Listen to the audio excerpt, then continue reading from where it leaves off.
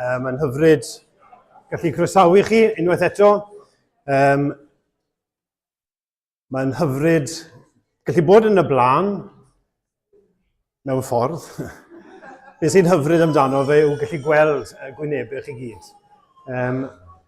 Ni wedi cyrraedd bore ola ac ni'n gweddio bydd Duw yn bendithio y cyfarfod yma unwaith eto. Ambell i gyhoeddiad i ddechrau, mi oedd na fwriad i gael cyfnod o hawlu holi am handi 12 tan handi 1. Ni wedi penderfynu i wneud hynny ond mewn ffurf hollol wahanol, yn hollol anffurfiol. Bydd dim cyfnod penodol, ond ar ddiwedd yr oedfa, os ych chi efo cwestiynau, chi eisiau holi rhywbeth am ar hyn ni wedi glywed bore yma, neu yn ystod y dyddiau diwetha, mi fydd Emyr, mi fydd Steff yn aros o gwmpas yma yn fwriadol, yn syth ar ôl yr oedfa, am gyfnod eitha hir. Felly, os ych chi eisiau holi cwestiwn, please, peidiwch cadw y mewn, neu cewch at rhywun, chi'n gwybod byddwch chi'n gallu holi. Felly, does dim cyfnod swyddogol i hynny, ond croeso i chi ddod i holi Emyr neu Steff ar y diwedd. Yn ystod yr oedfa bore yma hefyd, mi fyddwn ni cael cyfnod i allu rhoi rhodd i waith y mudiad. Mae sawl un wedi cael cyfle i roi, ni gyd wedi cael cyfle i roi i waith y Gynhadledd, ond bydd yna gyfnod bore yma i roi rhodd i waith y mudiad. Fel chi'n gwybod, mae'r mudiad yn gwneud torreth fwy na jyst Gynhadledd. Felly bydd cyfle i roi yn ystod y cyfarfod bore yma. Ac yna mae Steff jyst yn mynd i fanteisio'r cyfle nawr, jyst i sôn am y cylchgrawn. Diolch, Steff.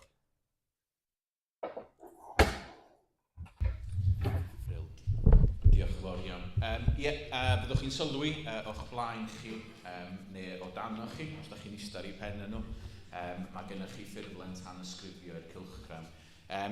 Just chydig o bach o bethau. Gynta, oedd y rhifyn diwethaf, yr rhain chi sydd yn ei dderbyn, oedd ydych chi'n gwybod na hwnna oedd rhifyn diwethaf Geraint Lloyd fel golygydd. Felly mae mond yn iawn i mi ddiolch iddo fo am ei waith am bron i 10 mlynedd yn golygu y cylchgrawn. Da ni yn rili diolchgar iddo fo am ei waith ac am gadw'r seiliau y cylchgrawn mor gadarn dros y cyfnod yna. Mae'r cylchgrawn yn newid chydig bach rwan, ac felly dyma gyfle i chi i danysgrifio iddo fo. Fyddwch chi'n sylwi, fedrwch chi danysgrifio mewn 2 ffordd. So mae'r cylchgrawn yn mynd i fod yn mynd yn ddigidol, felly byddwch chi'n medru gael o ar y we, ac mi fydd yna wefan arbennig ar gyfer y cylchgrawn.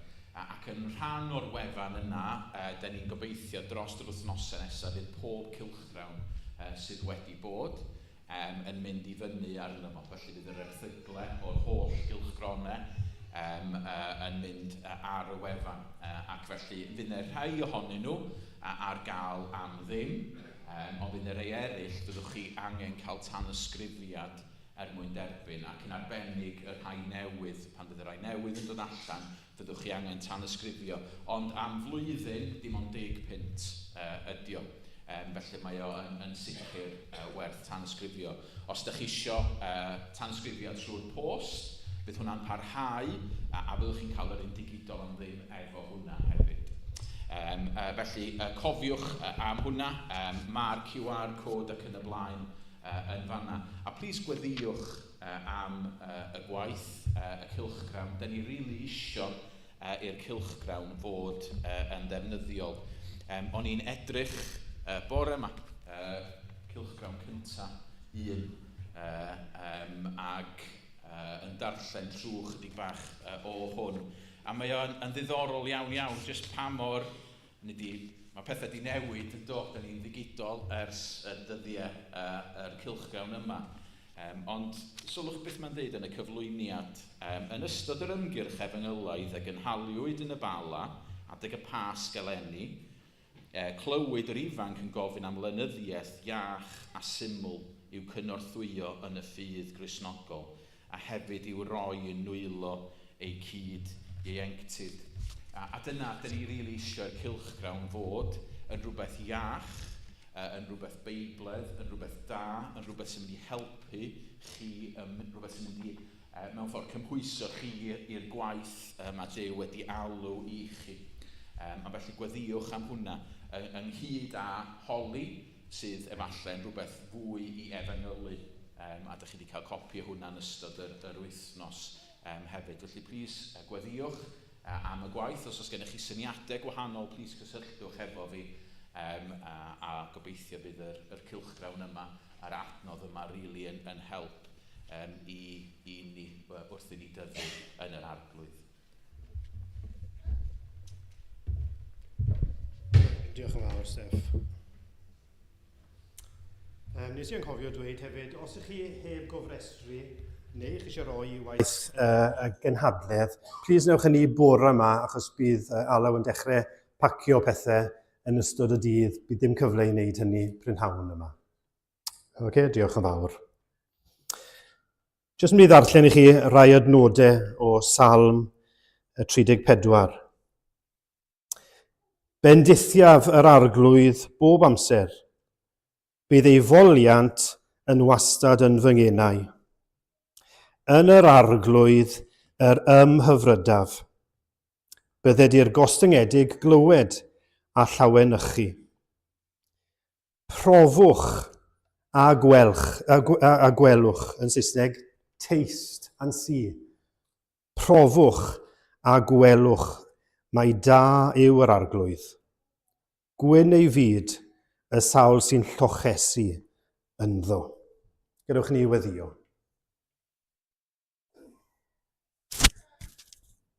O Dduw ein tad, i ni yn ymhyfrydu yno ti.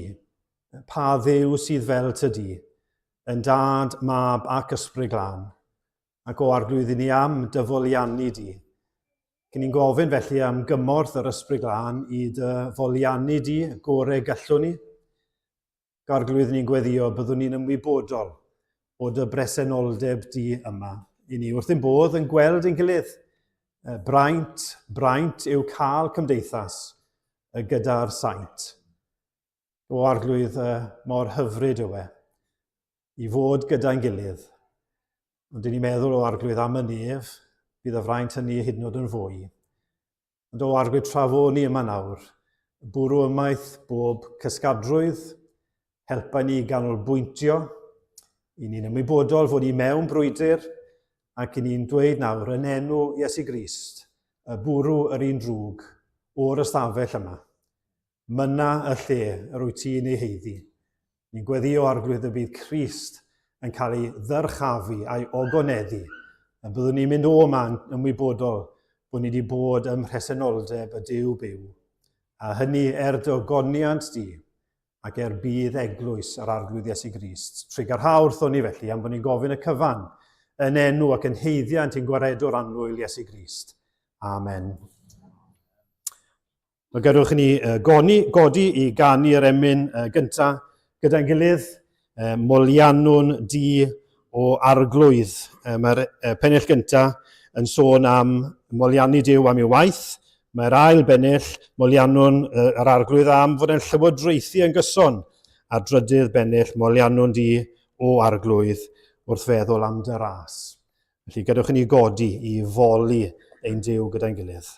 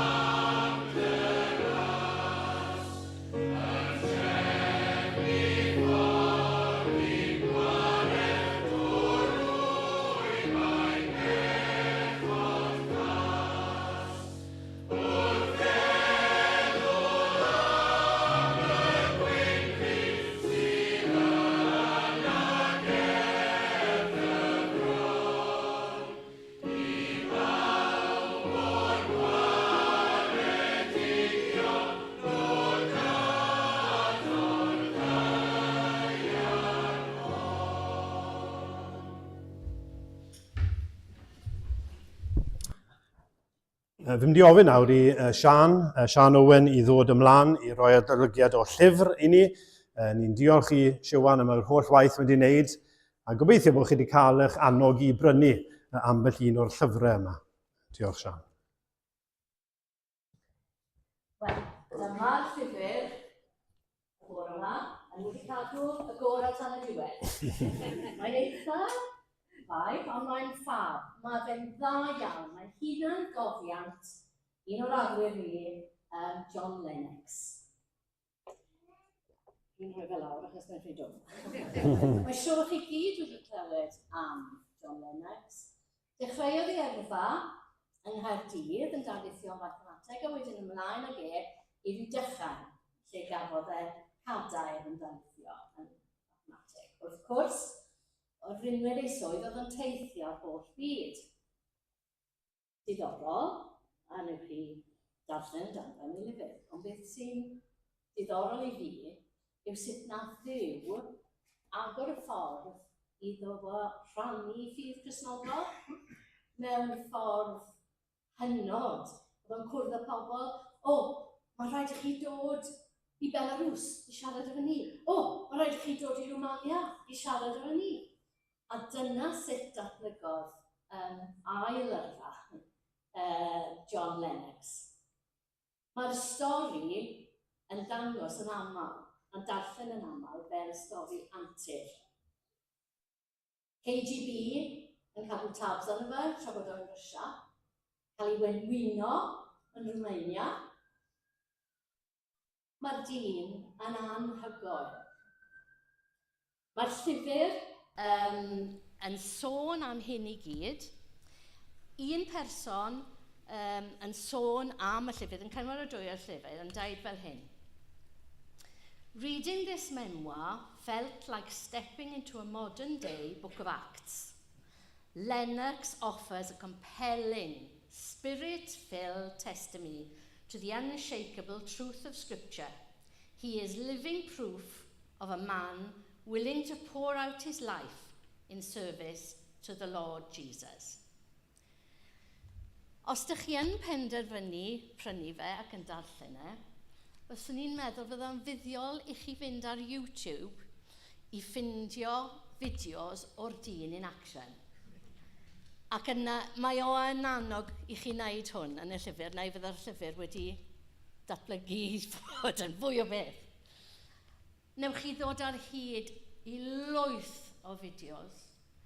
Mae'n dadla gyda pobl fel Richard Dawkins, o'r book The God Delusion, a mae John Lennox yn gwneud mincemeat ohono fe. Mae fe'n dadla gyda myfyrwyr yn undeb Rhydychen a'r pethau fel God is Dead. Mae fe wedi camu i fewn yn ddiweddarach i edrych ar AI a wedi ysgrifennu rhai llyfrau arno fe. Mae'n un sgwrs gafodd e'n ddiweddar yn mis Mehefin diwetha gyda Stephen Bartlett, roedd o'n un o'r feiliaid ar Dragon's Den. Ond mae ganddo fo podcast, Diary of a CEO, podcast sy'n hynod o boblogaeth trwy'r byd i gyd, lle mae'n holi John Lennox am llwyth o pethau. Chmod, dyn ni fod i, mae'n deud yn Beibl yn dydi, i ni rhoi rheswm am beth dyn ni'n credu pan mae pobl yn gofyn i ni. Wel, mae John Lennox yw'r gamp, y person fwyaf helpful i ni gallu gwybod beth i ddweud. Felly, stori a hanner, am ddyn a hanner, mae yna lyfr arall wedi dod allan ar ôl hwn, God, AI and the End of History, yn edrych ar llyfr datguddiad. Swnio'n amazing. Pawb prynwch hwnnw, ond yn ôl... I roi i waith y mudiad, fel o'n i sôn, mae yna... I roi i waith y mudiad, fel o'n i sôn, mae yna bob math o ganghennau gwahanol mae'r mudiad yn ceisio cyrraedd ac yn ceisio cyflawni. Mae angen arian i wneud hynny, felly bydd cyfle nawr i chi roi, a tra bod rhai'n dod o amgylch i gymryd y casgliad, Newn ni ganu, a fe ganwn ni ar ein heistedd, fe ganwn ni diolch i ti yr holl alluog Dduw. Fe ganwn ni yn ddigyfeiliant. Mae'r emyn syml iawn yn diolch i Dduw yn fwy na dim am yr efengil. Ac pan ni'n ystyried hynny, mae rhaid i ni ddweud hallelujah. Ni'n diolch pan o'n ni mewn carchar, tywyllt di, rhoi sy'n oleini. Ond ni hefyd yn gweddio, o aid. Byddai'r efengil yma mynd ar hyd yn byd ni ac ar hyd Gymru hefyd. Felly fe gymrwn ni'n casgliad a fe ganwn ni diolch i ti ar ein heistedd. Diolch.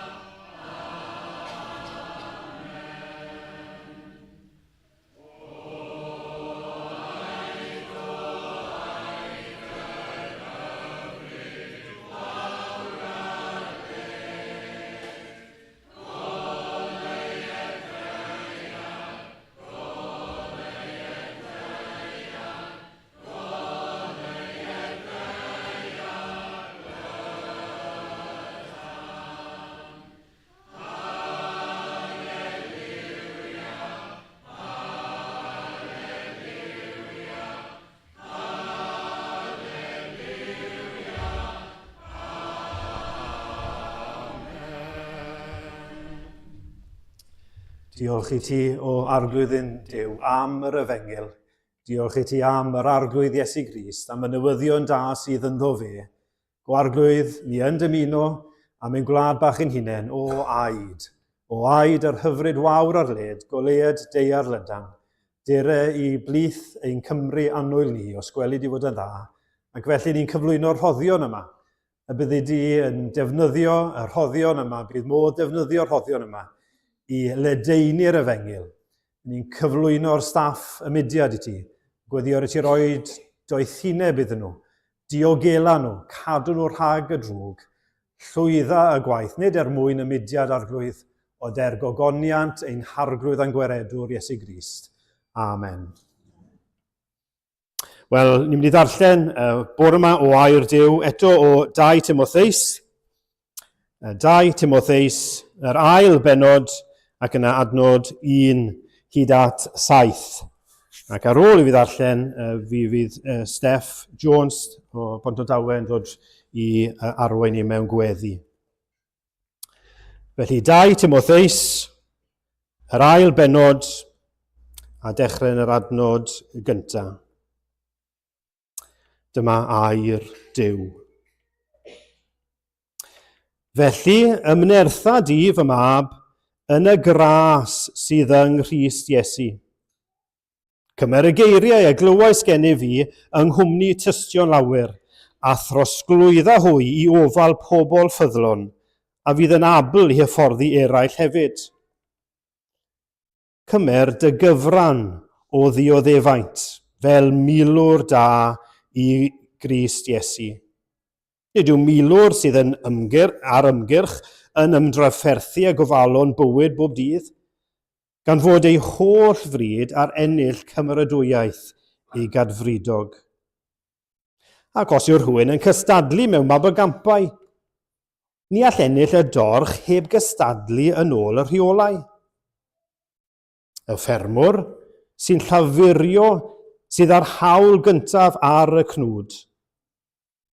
Ystyria beth yr wyf yn ei ddweud, oherwydd fe rydd yr arglwydd I ti ddealltwriaeth ym mhob peth. Amen.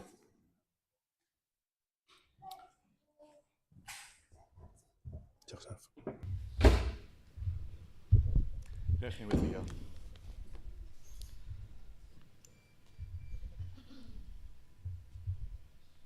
Pwy a fesurodd y dyfroedd yng nghledr ei law a gosod terfyn y nefoedd a'i rychwant.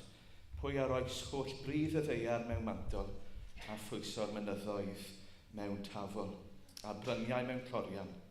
Pwy o gyfarwydda ysbryd yr arglwydd a bod yn gynghorwr i'w ddysgu. Ein tanifol, diolch I ti am dy fawredd. Diolch mai ti yw'r un sydd yn dal yr holl gredigeth. Hyd yn oed y dyfroedd yng nghledr dy law. Diolch mai ti sydd wedi gosod terfyn y nefoedd. Bod ni'n gallu pwyso ar dy ddealltwriaeth, ar dy allu. Ni'n diolch ti mai Duw da wyt ti. Mai Duw ffyddlon. Rwy ti yn addfwyn fel bugail. A dwi'n yn ymwybodol mai plant ydyn ni a defaid. Ond I ti adlwydd mor ofalus. A ti'n llawn gras a thrigareth. Diolch y taglwydd fod gyda ti y gallu I glywed ein gweddiau, a diolch fod gyda ti yr awydd I wneud hynny hefyd, yn holl alluog ac yn holl gariad. Ni'n pwyso arno ti a ni'n edrych arno ti heddiw. Diolch ti bod ni'n gallu dweud fel glywon ni'n eithaf bod ein llynynau wedi syrthio mewn mannau dymunol. Ni'n diolch ti am yr efengil yr arglwydd Iesu. Diolch I ti fod ni'n un a fe, ac oherwydd hynny wedi'n cymodi a thi. Ti'n dad yn y nefoedd I ni. Diolch I ti am grau goroesoeth. Diolch ti am y dyfroedd bywiol sydd yn llifo drwyddo ni. Gwna ni brofi ychydig hynny y bore yma. Ac yn ystod gweddill y diwrnod wrth ni deithio adre. Diolch I ti am y fendith I ni wedi gael yr wythnos hon, a ni'n gofio bydd ti'n parhau I fendithio. Diolch ti am neithiwr I gael glywed am yr holl waith I ti'n dal I wneud a draws ein gwlad a thi hwnt. Diolch ti adlwydd na Duw dy fraich ti yn rifur I achub. Ni'n cyflwyno gwaith Emyr ymlith y gymuned amaethyddol.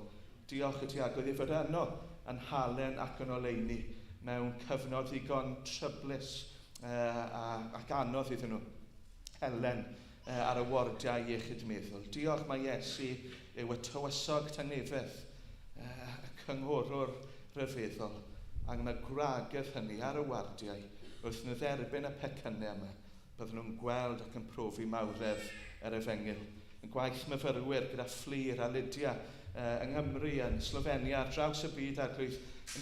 Diolch ti am y bobl ifanc sydd yma, diolch ti am y plant, diolch am y gwaith gyda Gwydion a Catrin, bendithia nhw, bendithia gwaith y bobl ifanc, yr gwersylloedd, gwaith yr undebau Cresnogol wrth iddyn nhw ail ddechrau mis Medi. Bydd yna wir ymwybyddiaeth o fendith o'r nef. Byddai'r myfyrwyr fel un wedi cael rhyw sens wrth glywed am waith John Lennox yn wedi weld fod yna griawdwr, bod holl atebion secl ar y byd yn arwen I ddistryw, I farwolaeth, yn y byd yma ac yn y byd I ddod.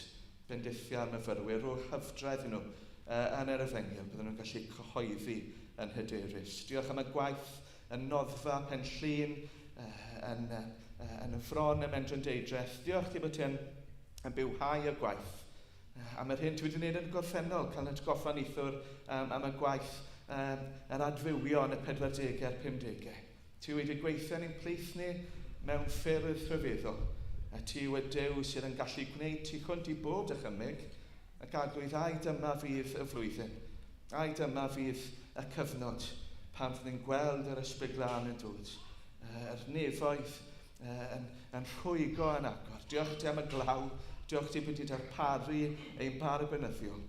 O gadwydd i'n gofyn bydd ti yn tywallt bendith ysbrydol arno ni bwr. Myth ni gyfarfod gyda'n gilydd. Bydd gyda Emyr, diolch ti fod ei wedi cael ei ymnerthu yn y gras sydd yn Grist Iesu. A ni'n gofyn bydd ti'n parhau i'w fendithio fe hyn y bore yma. bydd gyda Derek y prynawn yma hefyd. Bydd yna ymwybyddiaeth bod ni'n cael ein tywys at yr agwedd Iesu.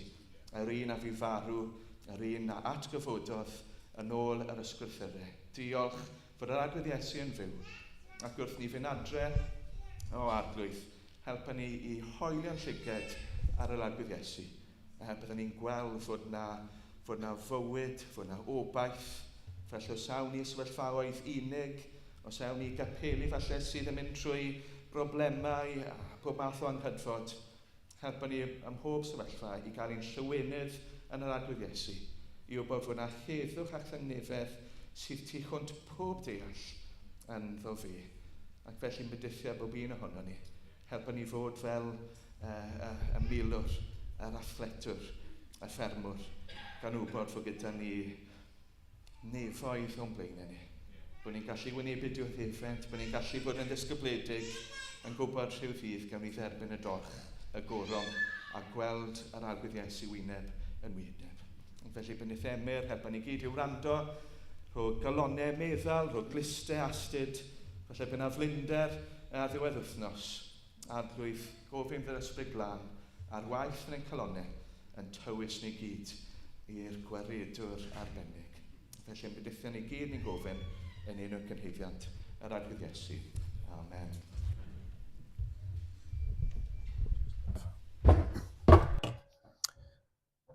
Diolch, Steff. Wel, ar ôl ni ganu yr emyn nesaf, bydd Emyr yn dod i dreithi'r mynerchiad ola. I ni ddiolchgar iawn iddo fe. Ni ddim yn clodfori Emyr. Fi'n caru y dyn yma, ond i ni ddiolchgar iddo fe am y gwaith mae wedi wneud. Ac ni'n gweddio, fel mae Emyr yn gweddio, nid i ni, ond iddo fe byddo'r gogoniant. Ni'n gweddio bydd Duw yn cynnal Emyr wrth fe agor y gair i ni eto. Cyn hynny, ni'n mynd i ganu. Oedd Steff yn cyfeirio at ei weddi, ni'n mynd nôl i sefyllfaoedd gwahanol. Mae rhai mynd nôl i sefyllfaoedd a mae yna rhyw elfennau ofn. Ond ni'n mynd i ganu Emyr nawr sydd yn atgoffa ni. Peidiwch poeni. Bydd fe, bydd ef, bydd Duw, bydd Crist yn dal chi'n dyn. Felly fe godwn ni i ganu pan fwy ofni colli ffydd. Crist fe ymdeil yn dyn.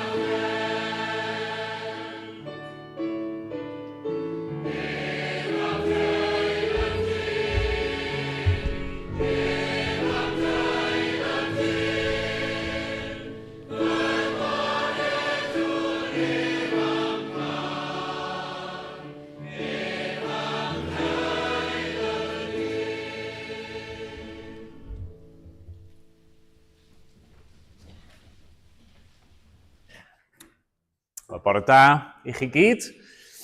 Gai ddiolch i chi unwaith eto am y fraint o gael cymryd yr anerchiadau yma. Gai ddiolch i chi hefyd am bob gweddi a chefnogaeth dros y misoedd diwetha ac yn ystod y dyddiau diwetha. Mae wedi bod yn hyfryd i fi a gobeithio i chi hefyd i gael yr amser yma gyda'n gilydd, yn addoli'r arglwydd ac yn meddwl gyda'n gilydd o'r gair am y bywyd Cristnogol.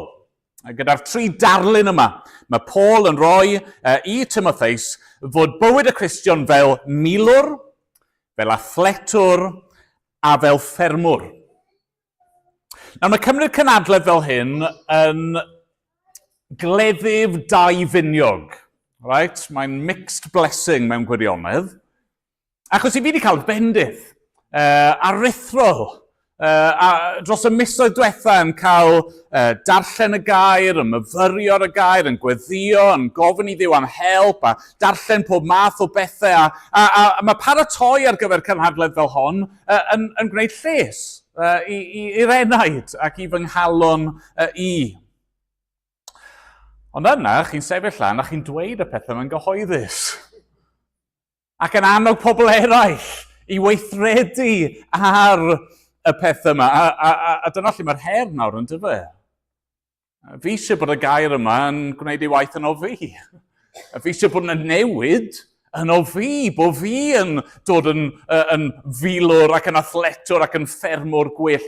A fi eisiau hynny i chi hefyd. Os nag oes yna newid,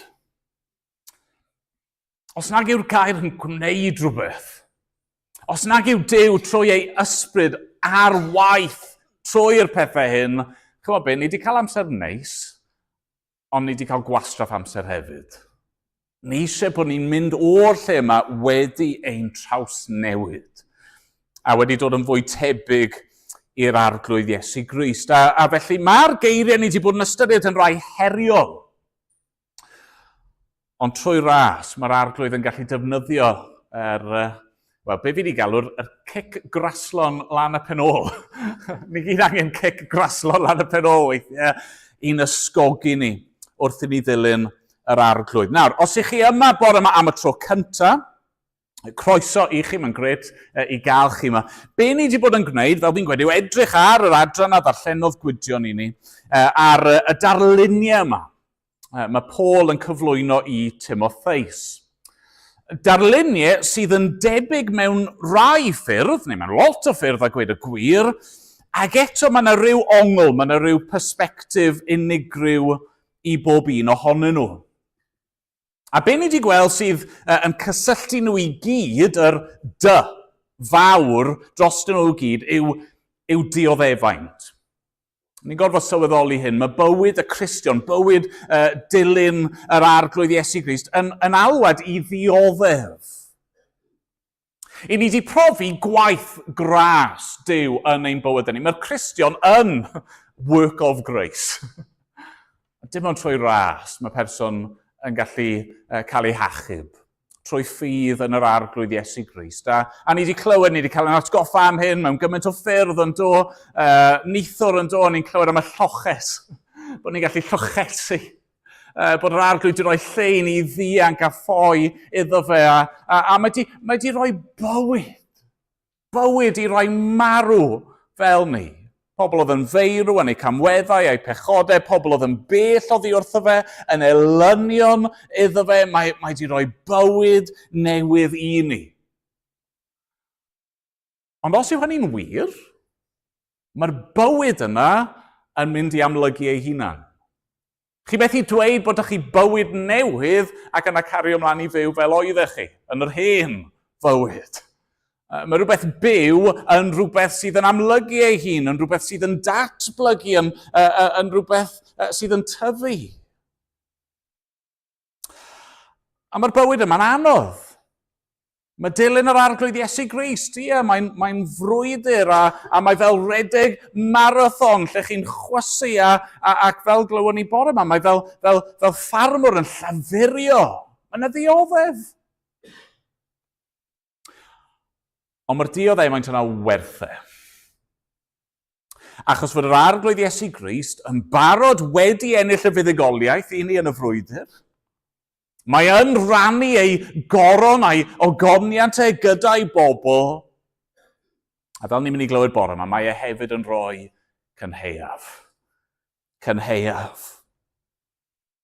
Nawr, fel fi'n gweud, os chi ddim wedi bod yma dros y dyddiau diwetha, y bwriad oedd gen i oedd hyn bod y negeseuon yma yn gweithio fel rhywbeth o'r enw triptych. Okay? Os chi ddim yn gwybod beth yw triptych, darn o gelf yw triptych, 3 llun gyda'i gilydd. A chi'n gallu gwerthfawrogi pob un. Chi'n gallu cael mwynhad a tynnu rhywbeth o bob un o'r lluniau yma, ond maen nhw'n gweithio gorau gyda'i gilydd. Okay? So, os ych chi yma a chi ddim wedi clywed y ddau arall, trwy nerth Duw bydd yr arglwydd yn gallu siarad gyda chi. Ond bydd e falle yn helpu chi, ar ôl y gynadledd i fynd, mae'r pethau yma ar YouTube, fel bod chi'n gallu cael y 3 gyda'i gilydd. Gyda chi fi roi recap sydyn i ni o be ni wedi gweld. Dechreuon ni yn dod gyda'r milwr. A y gair pwysig efo'r milwr, o'n i'n dweud oedd dy arall yr diwydrwydd, y diligence. Bod milwr yn berson sydd yn ymroi, sydd efo un pwrpas mewn gwirionedd, sef plesio y cadfridog, plesio'r un sydd wedi ymrestru nhw yn y fyddin. A felly ni fod i frwydro, i ymroi yn ddiwyd i'r frwydr yma dros yr arglwydd Iesu Grist. Yna ddoe, wnaethon ni symud ymlaen i'r stadiwm, i'r gemau, byd yr athletwyr. A ni'n cael ein hannog fyna yn dod i redeg ac i gystadlu ac i hyfforddi yn dda, a'r gair pwysig ddoe oedd arall, disgyblaeth, discipline. Dydd ar ôl dydd ar ôl dydd. Gweithio ar y pethau yma. So, rai sylwgar yn gweld nawr ni wedi cael y dioddefaint dros y cwbl, a ni wedi cael y diwydrwydd a'r disgyblaeth, beth yw'r dy ola. A bydd rai o'n chi'n gallu dyfalu, fi'n siŵr. Y gair ola wrth gwrs yw dyfal barhad. Dyfal barhad. Nid jyst bod ni'n rhoi yn ddiwyd i'r peth yma, a nid jyst bod ni'n gwneud y peth yma dydd ar ôl dydd ar ôl dydd, ond bod ni'n cario mlaen yn ddyfal. Mae milwr ac athletwr yn gorfod dal ymlaen yn ddyfal, ond sa'n credu bod yna unrhyw waith mwy diflino na ffarmwr. Nithwr, os ych chi yn y noson o lawenydd, gaethach chi treat annisgwl o weld llun. Llun ohono fi, fel ffermwr. Oedd Aled, sy'n ffermio hen di, tu allan i Garnarfon. Oedd hi'n garedig, di roi llun lan o fi, pan o'n i di ymweld rhyw 12 mlynedd yn ôl i'r ffarm. Oedd bach o wallt o fi ar y pryd. Ac, chymod be, o'n i wedi bod yn pregethu, y reswm am y llun, o'n i wedi bod yn pregethu yn eu capel nhw ar y Sul, Oedd Gynhadledd dy fi wedyn ar y dydd Llun yn y Bala, a felly nes i ofyn os oedd yn iawn i aros y nos, a nes i ofyn, wel, gan bod y bore'n rhydd, ga i helpu? Ga i ddod i gael profiad ar y ffarm? Emyr James, ffarmwr. Ond mae Aled yn gweud, yn garedig, city boy fydd. Cei, mae'r godro'n dechrau am 5. A nes i godi. O'n i lan, a ges i fenthyg rhyw overalls a wellies, a ges i brofiad hynod. Nes i fwynhau, a gweud y gwir, oedd e'n brofiad diddorol iawn. Chi'n gwybod sawl gwaith i fi wedi godro ers hynny? 0. Sa'n ffarmwr? Fi ddim yn ffarmwr. Dim dybal barhad. Just one-off oedd hwnna. Ddim mynd ati, cario mlaen o ddydd i ddydd, o dymor i dymor, o flwyddyn i flwyddyn. Nawr unwaith eto, fi wedi gweud hyn bob tro, mae'r darlun yma'n ymddangos mewn mannau gwahanol. Os chi eisiau neu bach o ddarllen pellach, allwch chi droi, falle lle gorau i droi yw llythyr cyntaf Paul at y Corinthiaid, pennod 3, mae yna adran fyna, neu, wrth gwrs, mae yna llwyth o ddamhegion gan yr arglwydd Iesu sy'n tynnu ar fyd amaeth. Ond beth sydd gan Paul i'w ddweud wrthyn ni fan hyn?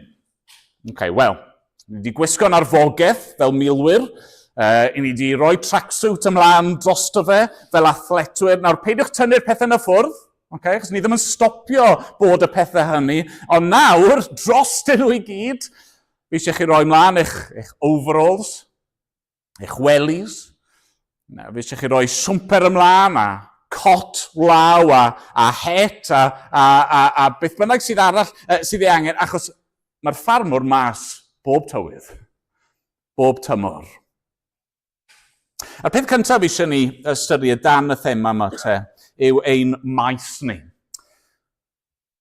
Beth yw maes ein llafur? Lle i ni'n gweithio? A fi wedi bod yn poeni bach am yr neges yma bore yma, achos sa'n credu bod yna unrhyw filwyr yma, a sa'n credu bod yna unrhyw athletwyr proffesiynol chwaith, ond fi'n gwybod bod yna ffermwyr. A pwy ydw i siarad am ffermio, ond mae hyn yn rhywun fel fi, o'r ddinas, yn gwybod mae yna wahanol fathau o ffermio yn does. Mae Paul yn dweud hyn adnod 6 eto, y ffermwr sy'n llafurio sydd ar hawl gyntaf ar y cnwd. A felly, sôn am ffermio cnydau, tyfu llysiau neu cnydau o rhyw fath sydd dan sylw. Ac os chi eisiau gwneud hynny, yr unig ffordd gallwch chi wneud hynny, os oes gennych chi maes, os oes gennych chi cae, os oes gennych chi darn o dir i weithio ynddi. A felly'r peth cyntaf sydd eisiau ni ystyried, wel, beth yw maes ein llafur ni? Ble ydyn ni fel Cristnogion yn gwneud ein gwaith? Ble ydyn ni'n gwasanaethu yr arglwydd? A fi'n credu gallwn ni ateb y cwestiwn yma mewn 2 ffordd. Yn yr eglwys ac yn y byd. Nawr ni ddechrau efo'r eglwys. Pan ni'n dod yn Gristion, ni'n dod yn rhan o'r eglwys. Yn un o bobl ddew ac yn rhan o deulu yr arglwydd Iesu Grist.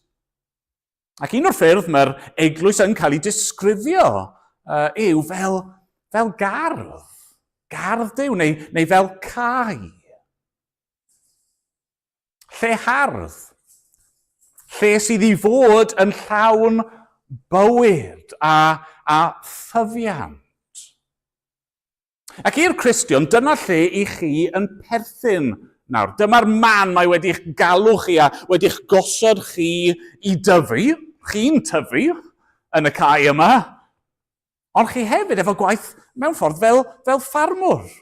Chi'n cyfrannu at y tyfiant. Chi'n annog eraill a'i helpu nhw i dyfu. Mae'r arglwydd yn disgwyl bod ni yn ymrwymo ac yn ymroi i fywyd eglwys leol. Os ydych chi'n Gristion, mae pobl yn cael eu achub mewn pob math o ffyrdd gwahanol, a weithiau maen nhw'n cael eu achub mewn sefyllfa neu cyd-destun unig. Ond i erbyn hyn, chi'n gallu clywed yr efengil yn cael ei ffrigethu dros y byd i gyd ar YouTube ac yn y blaen, ond i ni ddim wedi cael ein achub i fod ar ein pen ein hunan. A felly, os ych chi wedi dod yn Gristion, un o'r pethau cyntaf ddylsech chi fod yn ei wneud yw chwilio allan eglwys leol. Eglwys lle mae'r gair yn cael ei bregethu yn ffyddlon, a lle mae y bobl yn caru i gilydd ac yn cario beichiau i gilydd ac yn herio i gilydd. Ni fod i roi yn hunan i fewn i fywyd eglwys leol, dan awdurdod eglwys leol, yn gwasanaethu eglwys leol. Mae'r arglwydd i'n gosod ni fyna.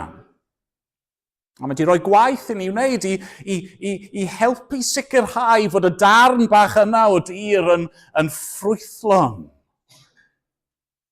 A felly fel brodyr a chwiorydd, ni'n annog ein gilydd, ni'n cyfarch ein gilydd, ni'n cywiro ein gilydd, yn herio ein gilydd, yn rannu'r gair gyda'n gilydd. A chi'n gwybod be, weithiau mae hynny'n anodd. Achos mae chwyn yn gallu tyfu yn y gardd yma. Mae problemau. Mae yna heriau hyd yn oed o fewn eglwys. Ond does na ddim fath beth ag eglwys berffaith, achos beth un ni, ond casgliad o bechaduriaid. Mae'r arglwydd wedi achub a wedi rhoi un gilydd. A mae'n gallu bod yn heriol, falle bod chi wedi cael eich brifo mewn eglwys. A mae yna broblemau gwahanol yn ein gwynebu ni. Ond, a fi'n trial gweud hwn yn ofalus, dyw ffarmwr go iawn ddim yn rhoi lan ar eu patch nhw yn rwydd. Just achos fod y gwaith yn anodd. Neu just achos fod pethau'n tyfu yn araf. Mae yna resymau teilwng i adael eglwys, ond mae yna resymau anheilwng hefyd. A dylsyn ni fod yn araf iawn, fi'n credu, ac ddim fod yn rhy barod. Wel, fi wedi ymdrechu bach yn y cae yma, wedyn roi lan a symud draw i'r llecyn hwn. Fel maen nhw'n dweud yn dyn nhw, the grass is always greener. Tysyn ni just yn yr eglwys yna, bydde popeth yn ffain. Dyn nhw ddim yn cwmpo mas yn yr eglwys yna. Os ni'n mynd fyna, byddwn ni'n sorted yn ysbrydol. Na. Mae ffarmwr gor iawn yn dyfobarhau. Ac ni angen dyfobarhau gyda'n gilydd. Bod yn amyneddgar gyda'n gilydd, yn raslon ac yn fyddeigar i'n gilydd. Felly na'r maes cyntaf, yr eglwys, ond mae'r arglwydd hefyd wrth gwrs wedi'n gosod ni rhywle arall. Ni wedi gweud hyn yn barod yn dod, ni ddim fel Cristnogion i gau ein hunan i ffwrdd o'r byd. Na, mae'r arglwydd wedi ein gosod ni yn y byd. I lawer ohono ni, mae wedi'n gosod ni yng Nghymru. Gwynllan a roddwyd i'm Ngofal. Mae wedi'n gosod ni yn eich pentre, neu eich tre, neu eich dinas chi. A mae ganddo fe gynllun ar gyfer y lle hwnnw a trwy ras chi'n ran o'r cynllun hwnnw. Mae yna eraill yma, mae wedi'ch gosod chi yn Lloegr, ac yn Slovenia, ac yn Ffrainc, a falle mewn mannau eraill fi'n anghofio amdano nhw nawr, ac wrth gwrs mae yna degau mewn bywyd lle ni'n symud. Mae gwaith, neu astudio, neu pob math o bethau eraill yn golygu bod ni yn gallu symud, ond lle bynnag i ni ar y pryd, dyna'r man mae'r arglwydd wedi'n galw ni iddo fe. Ac yn y lle hwnnw, mae wedi rhoi maes llafur i chi. Mae'n eich gosod chi mewn sefyllfa penodol, falle sefyllfa anodd a heriol mewn lot o ffyrdd. Mae'n ei gosod chi mewn cartre penodol gyda falle plant, neu gŵr, neu graig, neu brodyr, neu chwiorydd, neu mam, neu tad, neu oncl ag anti, neu pwy bynnag arall i chi'n byw gyda nhw. Rai yn credu, rai ddim. Blant, mae'n ei gosod chi mewn dosbarth penodol yn yr ysgol. Neu, os ych chi wedi mynd mlaen wedyn i'r brifysgol, mae yna bobl ar eich cwrs chi, mae wedi gosod chi fyna, neu yn eich neuadd preswyl chi, mae wedi gosod chi fyna, i ni sydd yn gweithio. Mae wedi rhoi adran i chi, neu grŵp o bobl, desgiau ar eich pwys chi, ac falle bod wedi rhoi rhyw diddordebau neu doniau, chi'n canu mewn côr neu chi'n mynd i chwarae cricket neu beth bynnag yw hi, a mae yna bobl fyna. Pobl chi'n ymwneud â nhw, ac mae dyn nhw i problemau a'i cwestiynau, ac mae'r arglwydd i roi chi iddyn nhw. A mae di roi nhw i chi. A mae yna gyfleon. Mae yna gyfleon unigryw. Mae gennych chi gyfleon does ddim gan neb arall. Sawl 16, glywon ni'n eithor yn dod, Steff gyfeirio at y Gwner, llunynau wedi disgyn mewn mannau hyfryd. Hynny yw'r ffordd o Duw wedi gosod ei bobl o fewn y wlad, wedi trefnu lle ar ei cyfer nhw, i fyw ac i drin y tir ac i magu teuluoedd ac i wneud ei gwaith nhw ac i ymwneud ag eraill, i fod yn blant ac yn ganol oed ac i dyfu'n hen. Mae'r un peth yn wir amdano ni.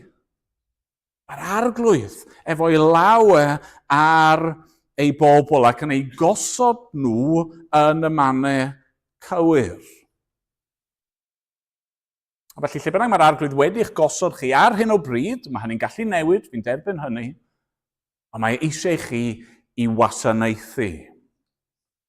Na, mae hyn yn dod yn ni at yr ail bwynt o'r darlun yma, sef natur ein llafur ni. Wel, ni'n gwybod nawr lle mae wedi gosod ni yn yr eglwys, yn ein sefyllfa penodol ni yn y byd, ond beth yw natur ein llafur ni? Pa fath o waith yw e? A peth cyntaf, cyn meddwl yn ddyfnach, sydd just rhaid pwysleisio, yw fod e'n waith caled.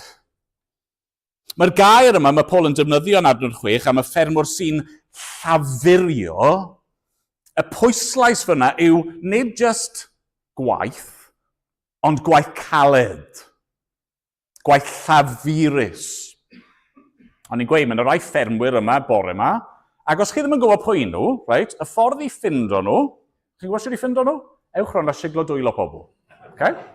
A newch chi ffindo'r ffermwyr, achos mae dyn nhw'r dwylo mawr yma. Mae nhw fel rofiau, just like ofn bod dim rawd yn ôl o fe, a just sgwpo hwnna. Mae'r dwylo cryf. A sio maen nhw wedi cael y dwylo yna? Gweithio. Gweithio'n galed. Nawr, beth yw natur y llafur yma? Wel, mae'r gwaith sydd dan sylw fan hyn, mae chydig bach yn wahanol yn dydy i'r ddau darlun cyntaf. Yn y darluniau cyntaf, ni wedi meddwl ychydig yn dod am brwydro yn erbyn y gelyn a brwydro yn erbyn yn hun a trio redig y ras yn bersonol nawr, yn ffyddlon. Mae'r ffocws efo'r ffermwr ychydig yn wahanol yn dydy. Y ffocws fan hyn yw estyn allan. Be mae ffarmwr llythrenol nawr yn gwneud? Wel, maen nhw'n llafurio yn erbyn effeithiau'r cwymp i ddod â bywyd. Ynddo fe? Yn union fel mae Duw wrth greu'r byd, yr byd yn afluniaidd a gwag, a mae'r arglwydd yn gosod trefn arni ac yn dod â bywyd iddi, Be mae ffarmwr nawr yn ceisio wneud yw gweithio yn erbyn effeithiau'r coimp, y draen, a'r chwyn, yr llafurio efo chwys ein gwyneb ni yn erbyn y pethau hyn, mwyn gwneud yr amodau addas i fywyd. Ac be mae ffarmwr yn gwneud te? Wel, mae ffarmwr, os fi'n deall yn iawn, maen nhw'n mynd at eu maes nhw, mynd at eu cae nhw, a'r peth cyntaf i wneud yw clirio unrhyw gerrig, unrhyw rwystrau, unrhyw bethau sy'n mynd i fod yn y ffordd, a maen nhw'n troi'r tir, yn paratoi y tir, yn trial gwneud y tir yn addas. Ac yna maen nhw'n mynd yn dyn nhw, a maen nhw'n hau. Maen nhw'n hau yr had. Maen nhw'n taflu allan yr hyn fydd gobeithio yn esgor ar fywyd. Ac yn ar ôl iddyn nhw hau'r had, dyw'r gwaith ddim wedi gorffen achos maen nhw'n gorfod gwylio, maen nhw'n gorfod gwarchod. Mae adar ac rhyw pests eraill yn gallu dod i drial cymryd yr had neu unrhyw dyfiant, a mae chwyn yn gallu tofi, a mae eisiau trial delio gyda hynny, a maen nhw'n dyfabarhau, a maen nhw dal yn gweithio hyd yn oed wrth aros. Aros am y tyfiant. A ni'n gwneud yr un peth, yn dyn ni. Lle bynnag mae'r arglwydd wedi'n gosod ni, mae yna rwystrau yn bodoli. Mae'r bobl yn cwmpas ni, mae pennau nhw yn llawn celwydd. Yn llawn rwtsh. Mae'n cymdeithas ni, yr nofelau mae pobl yn darllen, yr ffilms mae pobl yn gwylio, yr hyn sy'n cael ei ddysgu weithiau yn yr ysgol. Mae wedi llenwi eu pennau nhw gyda chelwyddau. Mae dyn nhw'r syniadau anghywir am y byd, am Dduw, amdanyn nhw eu hunan, am Gristnogaeth, am y Beibl. A'r peth cyntaf sydd eisiau ni wneud yw dechrau trial clirio'r cerrig yna mas. Oedd sôn yn doedd am lyfr John Lennox. Yn amddiffyn y ffydd trwy ddelio gyda cwestiynau pobl a trial cael pobl i feddwl. Mae'n drawiadol, fe wedi gwylio lot, ond ambell un o'r fideos fi wedi gwylio gyda fe, mae rhywun yn gofyn cwestiwn anodd, a mae'n ateb efo rhyw gwestiwn i hun. Mae'n gweud, wel, wyt ti'n gallu esbonio hwn? O le mae hon yn dod, ac yn sydyn iawn, mae pobl yn gweld, dyn nhw ddim efo'r atebion i gyd. Mae yna fwy i fywyd. Be sy'n digwydd i ni ar ôl marwolaeth ac yn y blaen? A felly ni yn gwneud y gwaith yna. Ac yna, wrth gwrs, ni ddim just yn cywiro pobl am eu camsyniadau nhw, ni'n hau'r had. Rhain cael ei galw i fod yn bregethwyr efo'r fraint yno, allu hau'r had o wythnos i wythnos a cyrraedd llawer o bobl yr un pryd, ond i ni gyd efo'r gwaith yma o fynd a tystiolaethu am yr arglwydd Iesu Grist. O gael sgwrs gyda ffrind neu cydweithiwr neu aelod o'r teulu a dweud wrth nhw, wyt ti wedi ystyried hyn? Wyt ti wedi clywed hyn? Gad i fi ddweud wrth y ti am hwn, yr arglwydd Iesu Grist. Gad i fi roi reswm i ti am y gobaith sydd yno fi.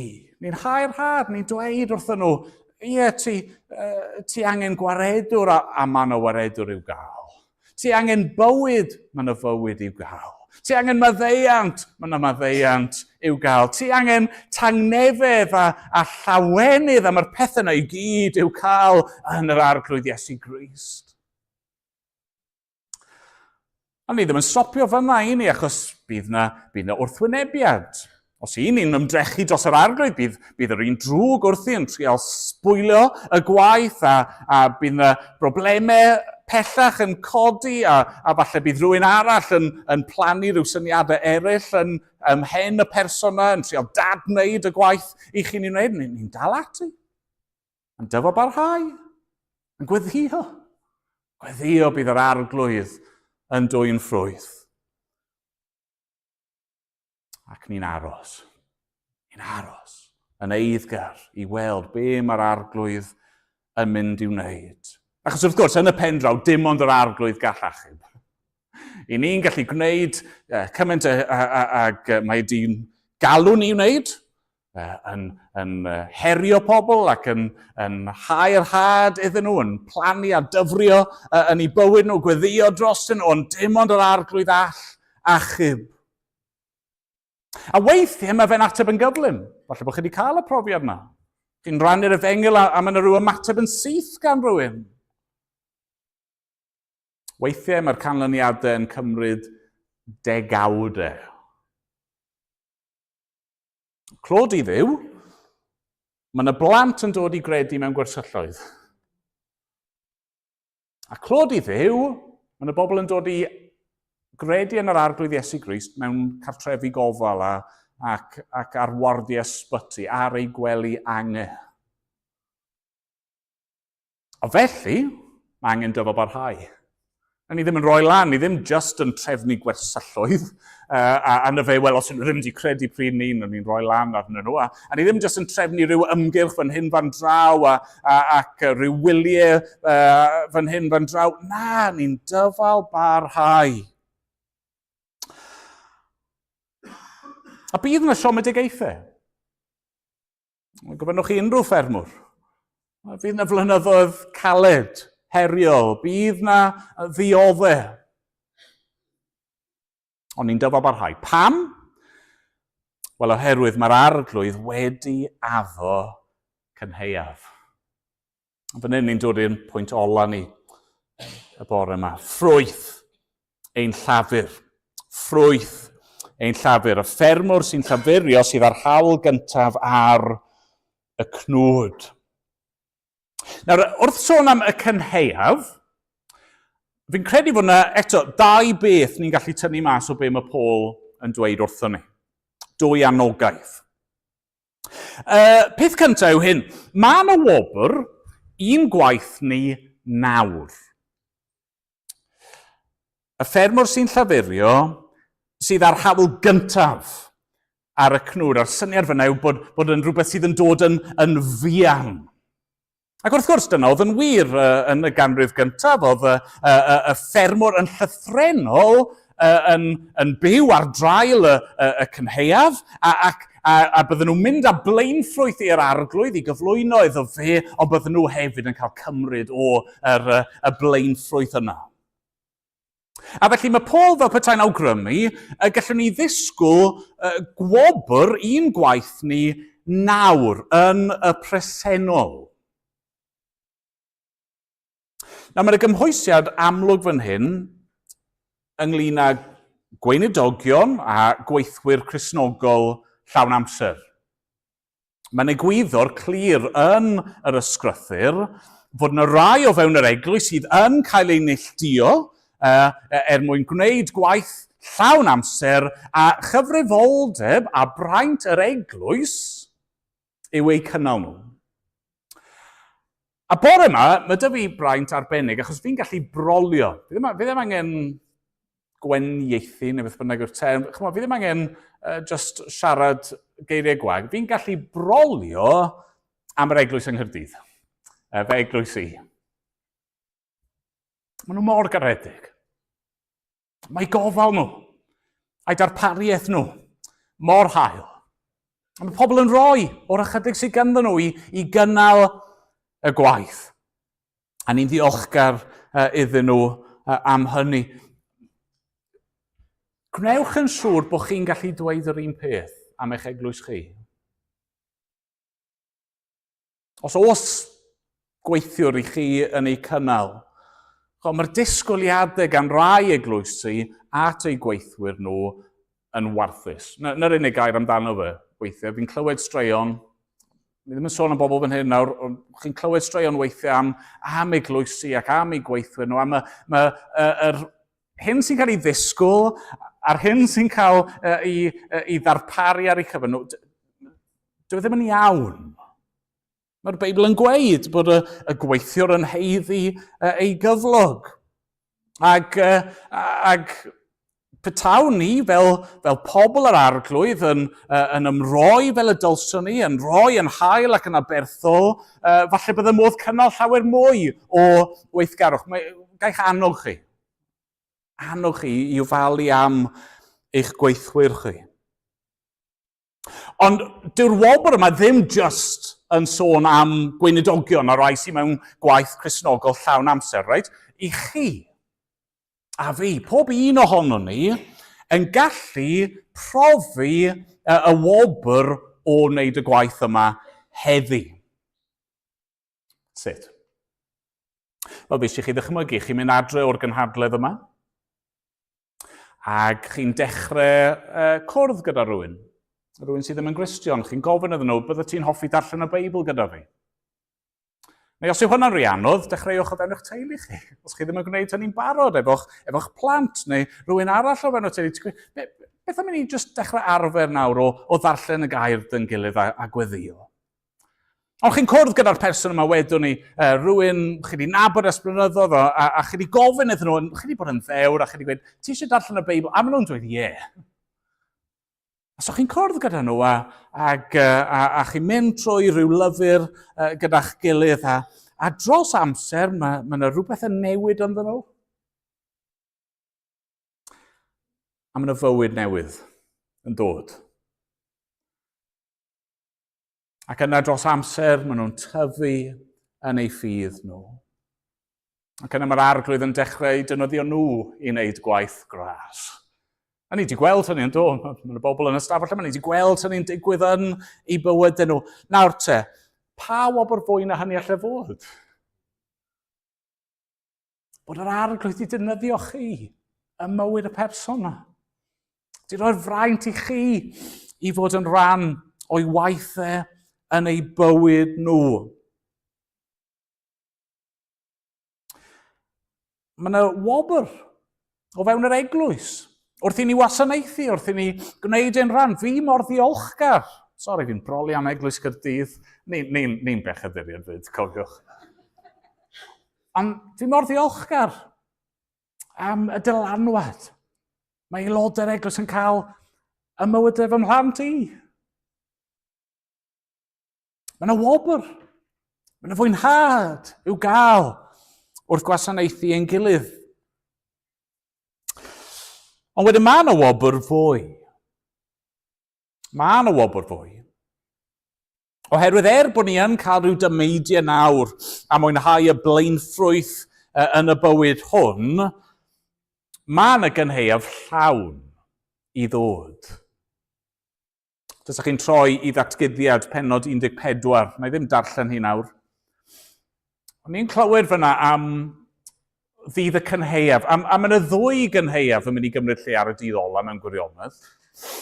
Mae un cynheuaf brawychus, lle bydd yr arglwydd yn casglu at ei gilydd pawb sydd wedi ei wrthod e.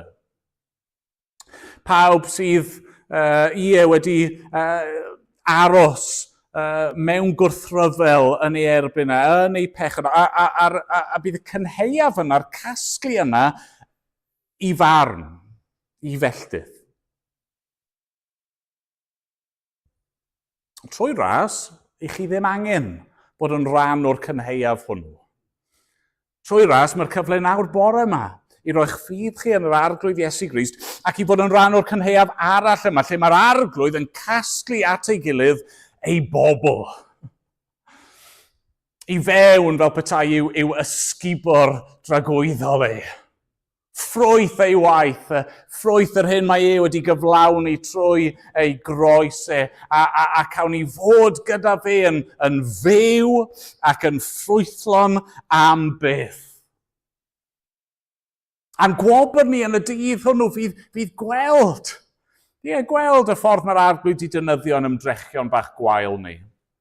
Falle nawn ni ddim gweld ein ffrind neu'n cydweithiwr neu rhywun o'r teulu yn dod i gredu, ond os ni'n ymroi ac yn gwasanaethu, mae'r arglwydd yn dod â ffrwyth i waith ei bobl. A felly ni'n dyfabarhau.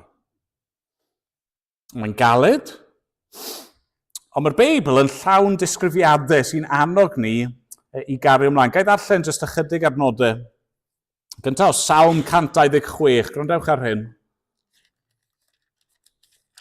Salm 126, ac adnodau 4 i 6. O arglwydd, adfer ein llwyddiant, fel ffrydiau yn y negef. Bydde di'r rhai sy'n hau mewn dagrau, fedi mewn gorfoledd. Bydd yr un sy'n mynd allan dan wylo ac yn cario ei sach o hadyd yn dychwelyd drachefn mewn gorfoledd ac yn cario ei ysgubau. Mae yna gynheuaf i ddod, mae'r arglwydd wedi addo hynny.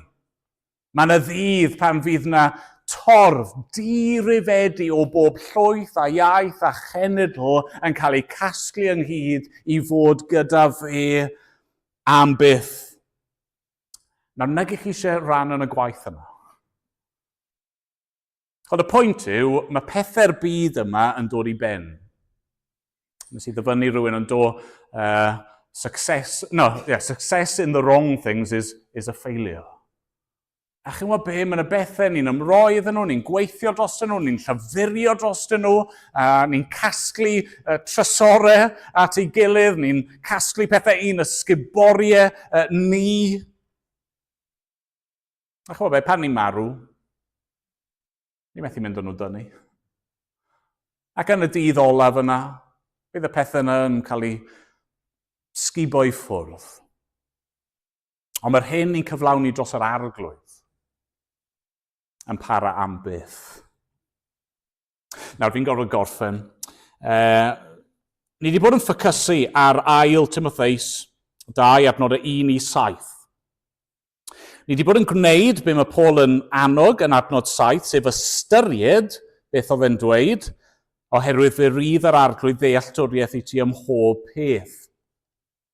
A fi eisiau gorffen trwy neidio ymlaen chydig bach yn ddiweddarach yn y llythyr os gai. Trowch chi benod 4 ac adnodau 6 i 8. Paul dal yn ysgrifennu fan hyn i Timotheus. Paul y carcharor.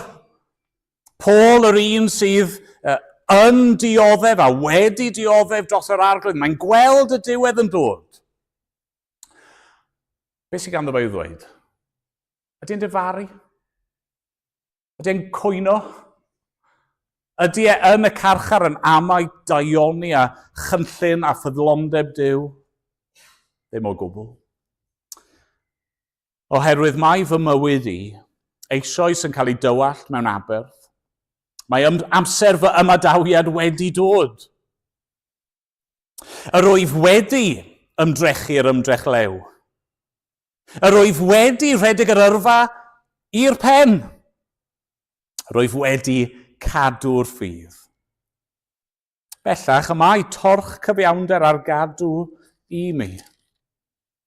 A bydd yr arglwydd, y barnwr cyfiawn, yn ei chyflwyno hi i mi ar y dydd hwnnw. Ac nid i mi yn unig, ond i bawb bydd wedi rhoi ei serch ar ei ymddangosiad O oes, mae yna ddioddefaint. Okay? Fel milwyr, ni'n gorfod bod yn ddiwyd. Fel athletwyr, ni angen bod yn ddisgybledig. Fel ffermwyr, ni angen dyfal barhau. Ond na gyfen deheuad ni yw gallu gweud y geiriau hyn. Wrth i ni fynd trwy'r bywyd Cristnogol, a fi'n trio peidio edrych mewn unrhyw le'n benodol wrth i ni gyrraedd diwedd ein amser ni ar y ddaear yma. Ein dyddiau ola ni. Nag yn eisiau gorffen yn dda, yn gwneud gwaith gras. Gadewch i ni frwydro, yn sicr o'r fuddugoliaeth. Gadewch i ni redeg yn sicr o'r dorch. Gadewch i ni had yr efengil yn sicr o'r cynheuaf gan roi ein serch ni ar ei ymddangosiad. Peidiwch edrych ar y dioddefaint. Cadwch eich golwch chi arno fe. Mwyn ei enw. Amen. Nawr, cyn bod ni'n gweddio, fi eisiau i ni just cymryd moment i stopio a meddwl ychydig bach. Ddim yn hir. Mae'n rwydd iawn, yn dydy, mae'r pregaeth yn gorffen, amen, canu emyn, reit, paned, neu cinio, neu beth bynnag sydd yn galw. Fi eisiau chi jyst i drio cymryd munud i feddwl am beth chi wedi clywed bore yma, neu beth chi wedi clywed dros y trydydd diwethaf yma, ac ymateb iddo fe. Falle bod chi yma bore yma, chi ddim yn Gristion eto, a chi'n gwybod nawr beth, neu rhywbeth o beth i ddisgwyl. Chi'n gwybod, os ydw i'n rhoi fy mywyd i Iesu Grist, mae'n mynd i gostio, mae'n mynd i fod yn anodd, ond chi yn gwybod nawr bod e werth e. Gaich annog chi, gaich pledio gyda chi i ymateb yn awr iddo fe. Cymryd y cam yna o ffydd. Os chi'n Gristion ifanc, chi wedi dod i gredu, ond chi ddim wedi bod yn dilyn yr arglwydd yn hir iawn, a chi dal yn trial ffeindio'ch trad, ffeindio'ch ffordd, wel chi'n deall rhywfaint yn fwy nawr hefyd, yn di chi? Chi falle'n gwybod yn well be mae'r drwyddr yma fel, neu be mae'n golygu i redeg y ras, a beth yw'r gwaith mae e wedi'n galw ni wneud fel ei bobl e. Be chi'n mynd i wneud efo hyn? Swn chi'n mynd i weithredu arno fe? Beth yw'r camau chi angen gosod mewn lle yn eich bywyd chi wrth fynd adre? Cristnogion hŷn. Chi'n gwybod y peth yma. Ond i chi wedi anghofio nhw? Os yna rhywbeth sydd wedi mynd ar goll? Os yna rhywbeth yn y frwydr? Neu rhywbeth yn y ras? Neu rhywbeth am yr ffermio? A chi wedi rhoi'r gorau iddo fe? Neu wedi bod yn esgeulus mewn rhyw ffordd? Rhywbeth nawr sydd angen newid wrth fynd adre. Fel wedes i, os i ni'n mynd gatre a bod hwn ddim wedi newid yn bywyd ni o gwbl, chi wedi gwastraffu'ch amser, byddwch chi wedi bod yn well off yn ystod mewn caffi yn y dre. Ond ni'n gweddio, mae'n nid dyna fydda yn wir amdano ni. Nawn ni weddio.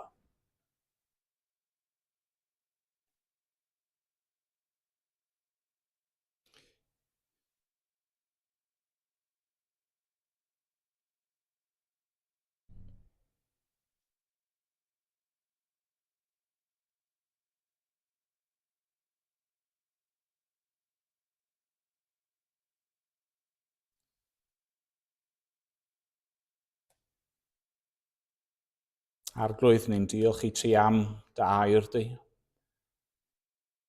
Diolch ti fod ti yn dduw byw, ac yn dduw graslon, yn dduw sydd yn siarad gyda'i bobl e, ac yn galw pobl ato fe ei hun.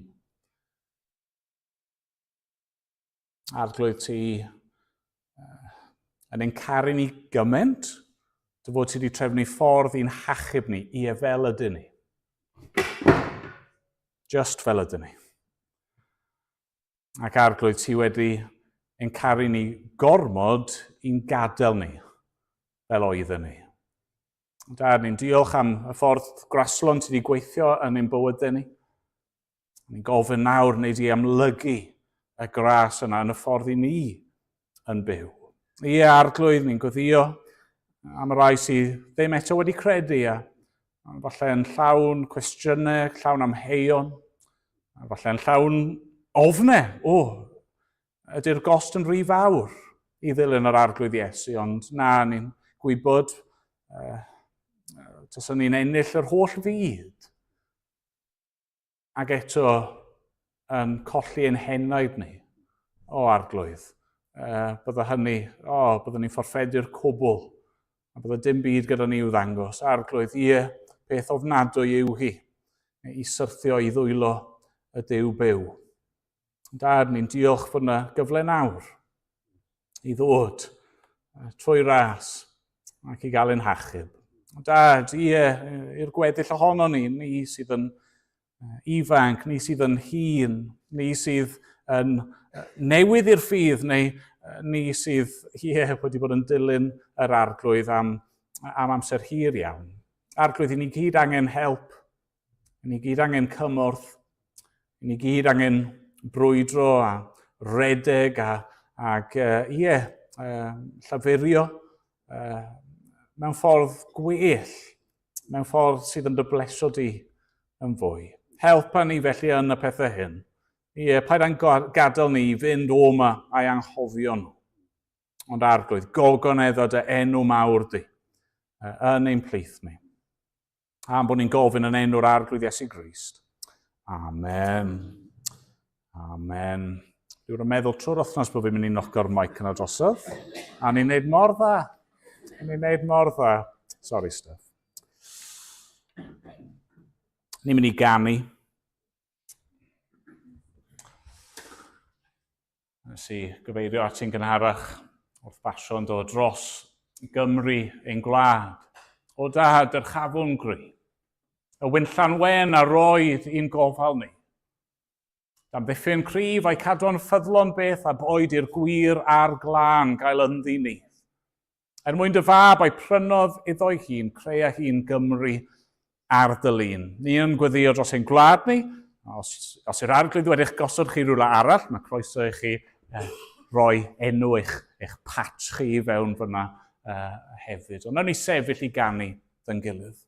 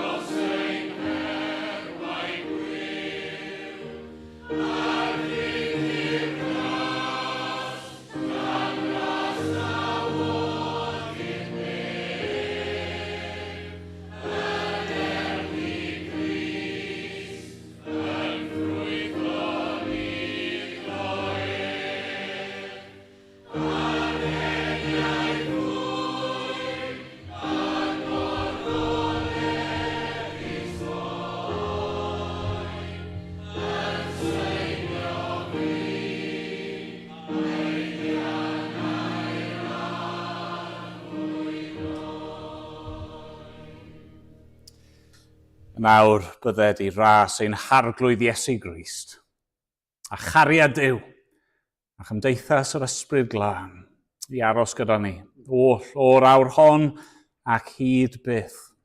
Amen.